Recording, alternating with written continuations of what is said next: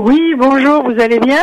Oui, je vais toujours bien. Ça fait un petit bout de temps qu'on ne s'est pas parlé, là, Madame Pontel. Je me disais aussi. Oui, alors, pas de nouvelles, bonnes nouvelles, non? Oui, ou pas de nouvelles, beaucoup d'activités. Beaucoup d'activités. Il était temps qu'on arrête de compter les morts, n'est-ce pas? Peut-être avec un peu moins de, comment dirais-je, de publicité, avec des situations qu'on a vécues à la fin de l'année dernière, au début de cette année, des cas de féminicide. On se croise les doigts, n'est-ce pas? Absolument. On fait tout ce qui est possible pour assurer la sécurité des femmes et des enfants victimes de violences conjugales qui sont à risque d'homicide, effectivement. Mm-hmm. Et puis, malheureusement, il me semble que les violons ne sont pas tout à fait accordés pour vous donner beaucoup plus de moyens, évitant ces situations ambiguës, surtout lorsqu'il y a des cas de violence où la femme qui doit quitter pour sa sécurité n'a pas toujours la possibilité de le faire, n'ayant surtout pas suffisamment de maisons d'hébergement dans la région. Effectivement, on parle d'un manque de place criant, que ce soit au niveau des maisons d'hébergement d'urgence, où les femmes peuvent faire un séjour en moyenne d'une 40aine de jours, ou encore dans les maisons d'hébergement de deuxième étape, où les femmes vont faire un séjour de 8 mois et demi environ. Et effectivement, il y a un manque criant de place. Et là, on parle d'une situation vraiment réelle, et ça c'est dans Anjou, où on semble avoir un terrain, on semble avoir un bailleur qui est disposé à investir dans la construction d'une maison capable d'accueillir plusieurs familles. Et là, malheureusement, des guerres de drapeaux, de clochers qui mettent un holà sur la construction de cet édifice. Exactement, on est vraiment, je dirais, dans des enjeux de juridiction et de partisanerie aussi, qui sont malheureusement en train de prendre le dessus sur la prévention des féminicides, là, clairement. Dans ces circonstances, qu'est-ce qu'on peut faire pour amener tout le monde à la raison? Parce que c'est littéralement de la politique. On va avoir plus de visibilité dans la construction de cette maison, n'est-ce pas, pour femmes, pendant que justement les besoins restent présents. Qu'est-ce qu'on peut faire? Alors effectivement, vous avez complètement raison. On est dans un cas de figure où un arrondissement se porte vraiment là pour donner un terrain, donner accès à un organisme communautaire, donner accès à ce terrain-là pour cet organisme, pour que l'organisme puisse construire la maison. Donc c'est un don de terrain. Le terrain est effectivement dans l'arrondissement et là on a des enjeux avec la ville-centre qui nous dit non, vous devez respecter les procédures, etc., etc. Ce qu'on se rend compte, c'est que ils nous demandent, alors qu'on les a interpellés justement par rapport à ce don de terrain-là, ça fait plus de 2 mois qu'on attend des réponses, il y a urgence d'agir. Et là, on a une municipalité, la municipalité d'Anjou, qui veut donner ce terrain-là, comme la municipalité a déjà fait à 3 reprises, donc des dons de terrain à des organismes communautaires pour pouvoir créer des ressources pour des personnes en difficulté. Là, ce qu'on dit, c'est il faut arrêter. Il y a urgence d'agir. Il faut que les gens se mobilisent. Je rappelle que Montréal est une ville alliée contre la violence conjugale et, comme je le disais plus tôt aujourd'hui, il faut passer de la parole aux actes et s'entendre, à savoir qu'il faut mettre en place des mécanismes pour faciliter et accélérer les processus. Donc là, ce qu'on demande, c'est vraiment à la ville-centre de se raisonner. Et s'il y a des changements à mettre en place au niveau des procédures, mais qu'elle le fasse, la vie de femmes et d'enfants en dépend.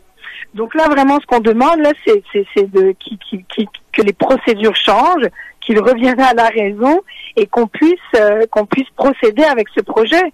La maison Transit 24 est une maison d'hébergement de première étape. Donc c'est une maison d'hébergement qui accueille des femmes qui sont en crise, qui sont dans l'urgence de quitter un conjoint violent. Et nous, ce qu'on sait, c'est que 8% des femmes qui sortent d'une ressource d'urgence ont besoin d'avoir accès à une maison d'hébergement de deuxième étape à partir de l'évaluation de la dangerosité de l'ex-conjoint. Donc, quand les personnes de Transit 24, elles ont ce besoin-là, elles l'ont observé, elles ont mis en place un projet, et là, on a l'arrondissement d'Anjou qui donne un terrain à cet organisme-là pour pouvoir avancer le projet. Là, présentement, les procédures administratives de la ville-centre peuvent mettre en péril le projet, puisque c'est un projet qui vient là de la SCHL, où on demande un partenariat. Et donc, le partenariat, il est avec ce don de terrain-là.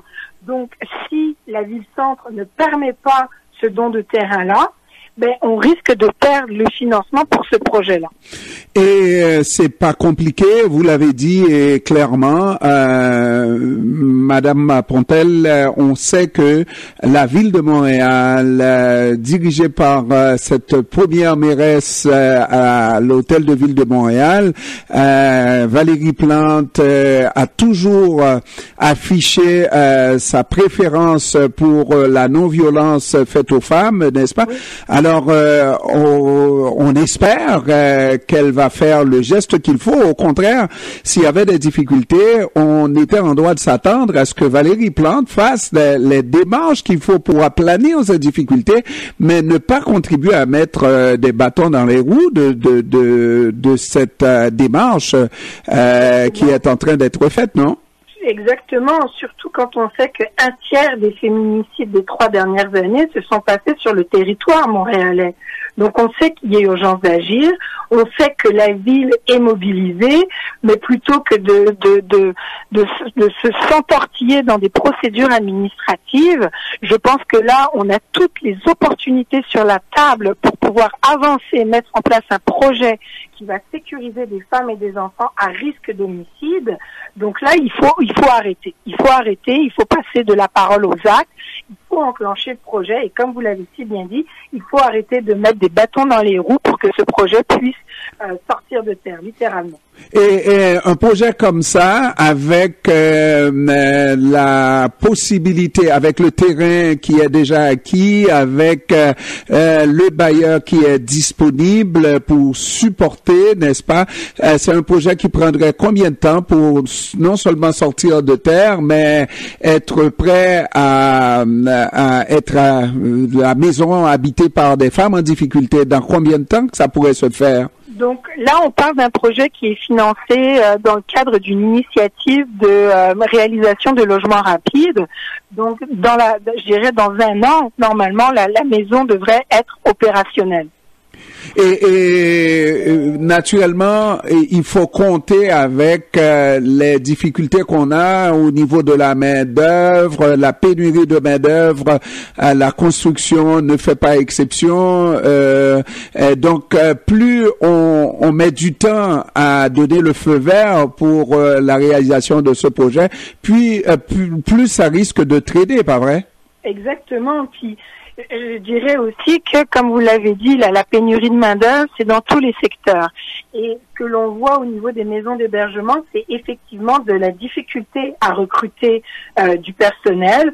On s'entend pour dire que dans les milieux là, des maisons d'hébergement, il y a bien évidemment eu des rehaussements au niveau des subventions pour pouvoir payer décemment les personnes qui y travaillent, mais on sait encore que le milieu communautaire, c'est un milieu qui est sous-financé et il faut absolument que les choses, il faut absolument qu'on soit en mesure, 1, de pouvoir enclencher le projet, 2, d'avoir les moyens de pouvoir payer décemment les personnes qui vont travailler, supporter les femmes. Et quand on parle là, de maisons d'hébergement de deuxième étape, c'est surtout pour éviter aux femmes de se retrouver dans une situation de non-choix par rapport à leur sécurité. On ne veut pas que ces femmes-là soient dans l'impasse et qu'elles aient le sentiment que le seul endroit où elles pourraient retourner pour habiter, c'est avec leur ex-conjoint où elles seraient à risque de revivre des violences. Donc, ce qu'on veut avec ce projet-là... Et ça, c'est sans compter aussi les enfants, hein. Souvent, exactement. Les enfants vivent à peu près la même difficulté. On a vu des cas même d'infanticide aussi. Exactement. Là. Et on s'était déjà parlé là dans le cadre de mon mandat sur le comité du coroner là sur l'analyse des décès en contexte de violence conjugale. Cette année, le coroner va sortir un rapport qui va toucher les décès d'enfants dans les contextes de violence conjugale. Donc on ne peut pas dire que les enfants ne sont pas touchés par la problématique. Et quand on parle des MH2, c'est pour protéger les femmes et les enfants de ces risques-là. Donc faut pas oublier là, dans la dernière année, il y a eu presque 20 femmes qui ont été tuées, 18 pour être plus précise, mais on parle d'une quarantaine d'orphelins. Donc si on veut mettre un terme à ces situations-là, il faut accélérer les processus pour solidifier le filet de sécurité et ça passe par la construction de maisons d'hébergement de deuxième état. Maude Pontel, coordonnatrice générale de l'Alliance Deuxième Étape, je vous remercie d'avoir pris du temps de nous parler cet après-midi, Madame Pontel. C'est moi qui vous remercie, puis c'est toujours un plaisir là de m'entretenir avec vous. Merci, moi aussi, merci. Au revoir. Merci beaucoup, bonne soirée. À vous aussi, au revoir.